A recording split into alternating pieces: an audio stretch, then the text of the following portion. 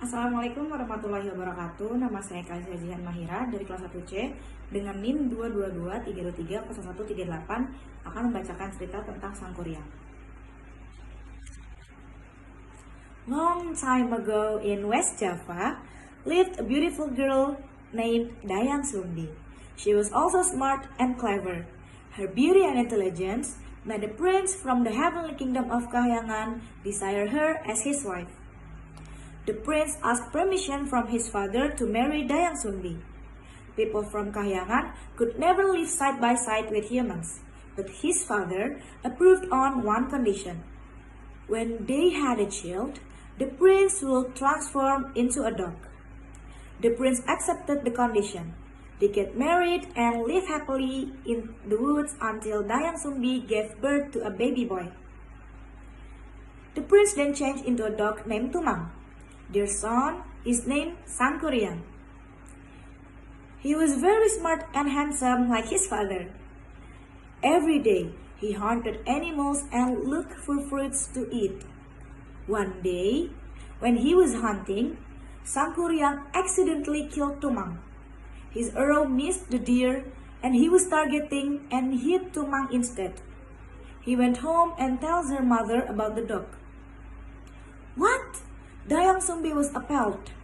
Driven by sadness and anger, she grabbed a waving a tool and hit Sang Kuryang's head with it.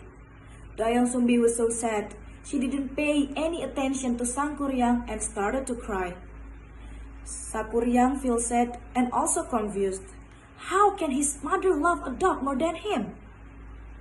Sang Kuryang then decided to go away from their home and went on a journey. In the morning, Dayang Sumbi finally stopped crying.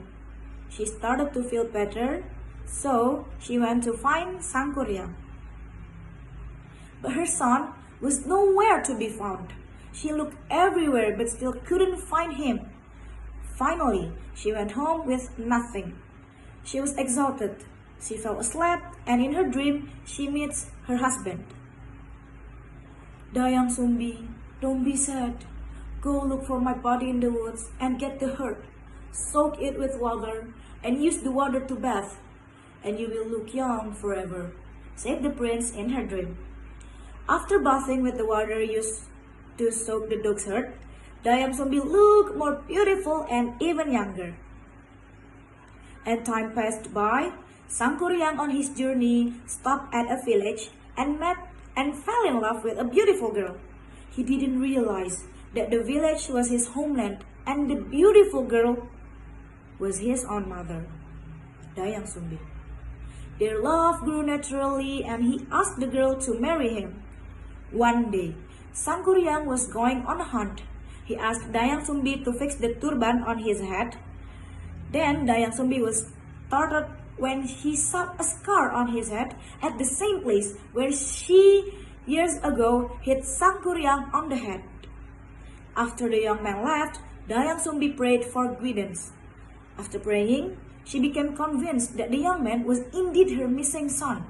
She realized that she had to do something to prevent Sang Kuryang from marrying her. But she didn't wish to disappoint him by canceling the wedding. So, although she agreed to marry Sang Kuryang, she would do so only on the condition that he provides her with a lake and build a beautiful boat, all in one night. Sang Kuryang accepted this condition without a doubt. He had spent his youth studying magical arts. After the sun went down, Sang Kuryang went to the hill. Then he called a group of jinn to build a dam around Citarum River. Then he commands the genies to cut down trees and build a boat. A few moments before dawn, Sang Kuryang and his genie servants almost finished the boat. Dayang Sumbi, who had been spying on him, realized that Sang Kuryang would fulfill the conditions she had set. Dayang Sumbi immediately woke all the women in the village and asked them to wave a long red scarf. All the women in the village were waving red scarf, making it look like as if dawn was breaking.